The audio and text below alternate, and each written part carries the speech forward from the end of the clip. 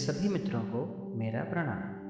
श्रीमद् भगवद गीता जी की इस पवित्र श्रृंखला में आपका हृदय से स्वागत है। लेकिन एक क्षण रुककर सोचिए, क्या आपने कभी सोचा है कि कुरुक्षेत्र के युद्ध भूमि में ऐसा क्या हुआ था जिससे भगवान श्री कृष्ण ने अर्जुन को वह ज्ञान दिया जो आज भी पूरे संसार को मार्ग दिखा रहा है। इसी दिव्य ज्ञान को समझने के लिए हम शुरू कर रहे हैं श्रीमद् भगवद गीता जी की यह विशेष श्रृंखला, जहां हम हर अध्याय और हर श्लोक का अर्थ बहुत सरलता और गहराई से समझेंगे। इससे पहले कि मैं अध्याय 1 शुरू करूं, श्रीमद् भगवद गीता जी का संक्षिप्त इतिहास आप सभी के समक्ष प्रस्तुत करना चाहूँगा। श्रीमद् भगवद गीता जी सनातन धर्म का एक महान और दिव्य ग्रंथ है, जो महाभारत के भीष्म पर्व का हिस्सा है, जिसके नायक और श्रोता दोनों ही श्री कृष्णचंद्र महाराज हैं।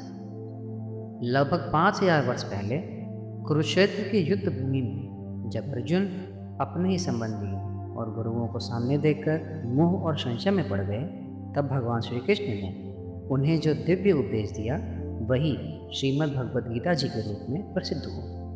कुरुक्षेत्र के महान युद्ध में हम सभी के भगवान श्री कृष्ण की भूमिका केवल एक सारथी की नहीं, बल्कि धर्म के मार्गदर्शक की थी।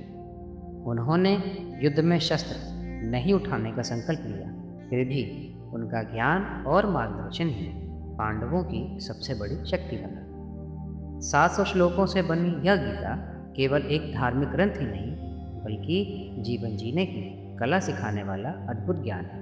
इसमें कर्म, भक्ति और ज्ञान के माध्यम से धर्म, कर्तव्य और आत्मा के सत्य को समझाया गया है। गीता का संदेश आज भी मानवता को सही मार्ग दिखाता है। यह केवल एक युद्ध की कहानी नहीं है, यह उस क्षण की कथा है जब मानव के मन में उठे प्रश्नों का उत्तर स्वयं भगवान श्री कृष्ण ने दिया। यहीं से आरंभ होता है श्रीमद् भगवद गीता जी का दिव्य ज्ञान। तो आइए शुरू करते हैं अध्याय 1, अर्जुन विषाद योग। श्लोक। धृतराष्ट्र उवाच धर्मक्षेत्रे कुरुक्षेत्रे समवेतायुत्सवः मामकाः पाण्डवाश्चैव किं कुर्वत संजय। राजा धृतराष्ट्र संजय से पूछते हैं, हे संजय, धर्मभूमि कुरुक्षेत्र में युद्ध की इच्छा से एकत्र हुए मेरे पुत्र और पांडु के पुत्रों ने क्या किया। ध्यान दीजिए, धृतराष्ट्र पांडव और मेरे पुत्र अलग अलग कह रहे हैं। यहाँ से पता चलता है उनके मन में पहले से ही पक्षपात था। जब कभी भी हम और वे का भाव रखते हैं, वहीं से संघर्ष शुरू होता है। गीता जी की शुरुआत ही हमें मानसिक पक्षपात से सावधान करती है। दूसरा श्लोक।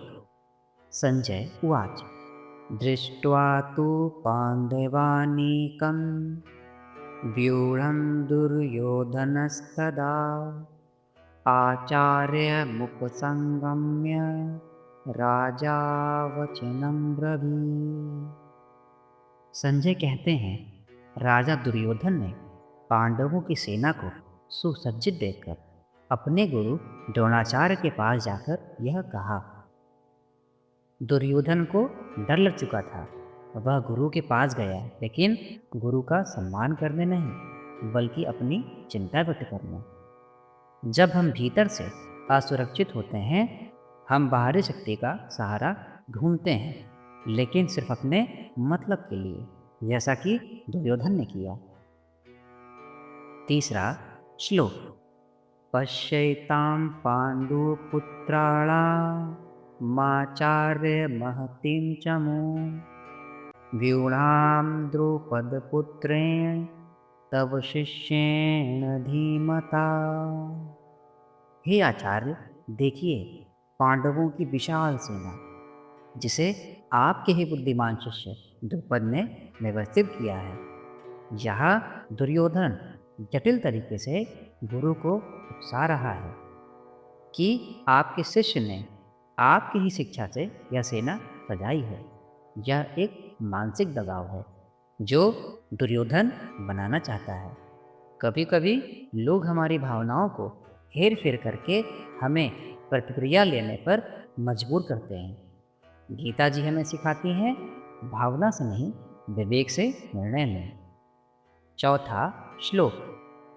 अत्र शूरा महेश्वासा भीमार्जुन समायुधि विधानो विराटश्च द्रुपदश्च महारथ। इस सेना में भीम और अर्जुन के समान महान धनुर्धर हैं। युयुधान, विराट और द्रुपद जैसे महारथी भी उपस्थित हैं। दुर्योधन पांडव सेना की ताकत गिन रहा है। क्यों? क्योंकि उसे भय था। जो व्यक्ति बार बार विरोधी की शक्ति बताता है वह भीतर से डरा हुआ होता है। जैसा कि आप देख सकते हैं, दुर्योधन डरा हुआ है। आज के 4 श्लोक हमें क्या सिखाते हैं? पहला, पक्षपात विनाश की जड़ है। दूसरा, भय हमें अस्थिर कर देता है। तीसरा, असुरक्षा हमें दूसरों को उकसाने पर मजबूर करती है। चौथा, युद्ध पहले मन में शुरू होता है।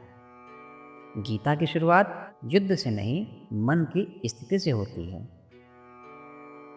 कल हम देखेंगे कैसे दुर्योधन अपनी सेना की तुलना में पांडव सेना को बड़ा दिखाता है और यह डर आगे क्या रूप लेता है। अगर आप गीता की गहराई को समझना चाहते हैं तो इस श्रृंखला को फॉलो करें। कल मिलते हैं श्लोक 5 से 8 के साथ। तब तक के लिए जय श्री कृष्ण।